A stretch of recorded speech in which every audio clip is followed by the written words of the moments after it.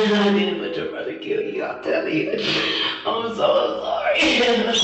LaShonda Wilder knew what she was doing when she called 911. She told police her 8-year-old son Martonio had disappeared during the night. According to her story, he had gone through the back door and run away, so police searched for him. They checked homes, searched nearby areas, followed reported sightings, and eventually brought in K-9 units. And LaShonda stayed right there, watching it happen. But police didn't know the boy they were searching for wasn't missing. Martonio was inside the home, and when detectives finally questioned LaShonda, the story she created started falling apart. LaShonda called 911 from her Columbus, Ohio home and reported Martonio missing. She said everyone had gone to bed the night before, and when she woke up, the back door was open and her son was gone. She also told police Martonio had run away before. That gave officers a possible explanation. Maybe he had wandered off again. But Martonio was only 8, and he was homeschooled, meaning the adults in that house controlled most of his daily life. Police had no idea that the missing child story was already being used to hide something much worse. Officer Jeffrey Craddock Jr. arrived and checked the home. He looked for signs of forced entry and anything suggesting a crime. Nothing immediately stood out. The back door was open, but there was no obvious sign that someone had broken in. So police accepted the possibility that Martonio had left on his own. The search moved outside. Officers went door to door looking for an 8-year-old boy wearing camouflage pants and a black shirt. They checked nearby businesses and asked about surveillance cameras. Then a woman reported seeing 2 young boys at a speedway several miles away. Police followed the lead, but it wasn't Martonio. Hours were now passing, and the search kept moving farther from the house. As the afternoon continued, the police response grew. A helicopter searched from above. Officers worked through the neighborhood, and K-9 units were brought in. One dog was trained to track a living person. Another was trained to detect human remains. That meant investigators were now considering the possibility that Martonio was already dead. Then attention began turning back toward the home and the people inside it. LaShonda and her girlfriend Jonna Lowe became central to the investigation. Eventually, investigators discovered Martonio's body hidden in the attic inside a trash bag. He had never run away. He had died, inside the same home where his mother had reported him missing. Now detectives had one question: who killed him? Jonna began telling detectives about the punishment Martonio had received. She described belts, switches, cords, physical tasks, and the boys being confined inside a closet. Investigators were now looking at more than one fatal incident.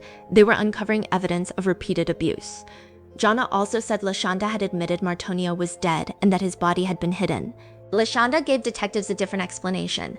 She blamed her surviving son and claimed Martonio had been struck with a rock during a fight. But the medical evidence did not support that story.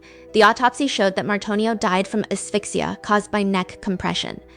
The rock story was falling apart, and the more LaShonda tried to explain what happened, the more she connected herself to the cover-up. Once Martonio's body was found, the runaway story was finished. Detectives now had to determine what happened inside the home.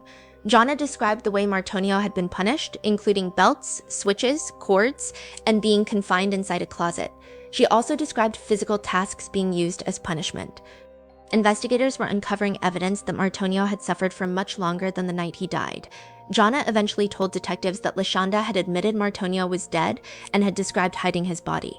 LaShonda continued blaming her surviving son, claiming he had hit Martonio with a rock. She said she had not realized how badly he was hurt and later tried to protect her other child by reporting Martonio missing.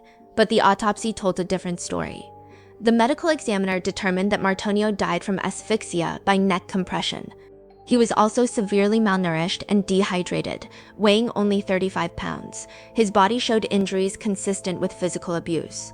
So investigators weren't only looking at what happened during Martonio's final moments, they were looking at what had been happening to him over time. Jonna's statements pointed toward LaShonda, while LaShonda tried to point toward her surviving son. But the physical evidence didn't follow either woman's preferred story. Oh, so now the investigators had something stronger than accusations. They had medical evidence. The closet became a major part of the investigation.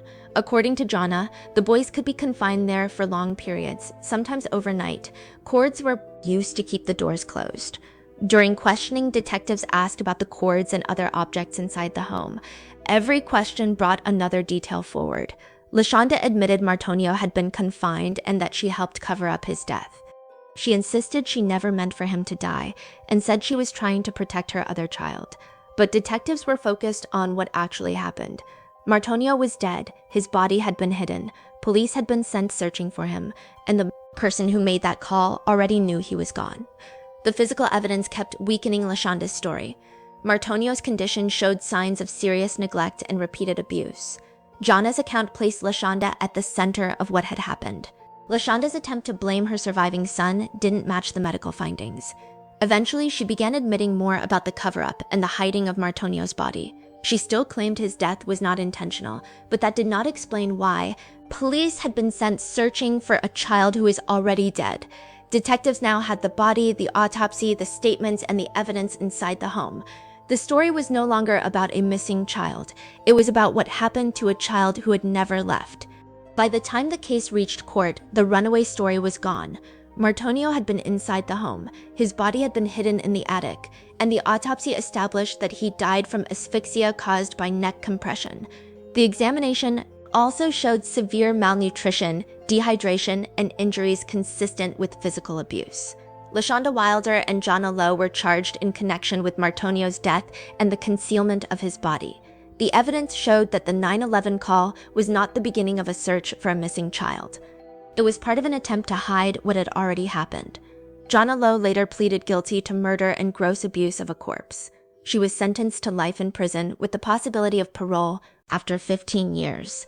LaShonda Wilder also pleaded guilty to murder, gross abuse of a corpse, and theft, and received a life sentence with the possibility of parole after 15 years. After the changing stories and attempts to shift blame, both women ultimately admitted their roles. But one question remains difficult to ignore. How did an 8-year-old child become so isolated that his suffering continued for so long? Martonio was 8 years old and depended on adults for food, safety, and care. Instead, investigators found evidence of severe neglect, physical abuse, confinement, and eventually his death. Afterward, the adults responsible for him tried to make it look like he had disappeared. Police searched neighborhoods, followed false leads, used a helicopter, and brought in K-9 units. Yet the answer was inside the home the entire time. The most disturbing part is that the person who reported Martonio missing already knew he was dead. Police arrived believing they were looking for an 8-year-old who had run away. Instead, they found a child who had been abused, killed, and hidden.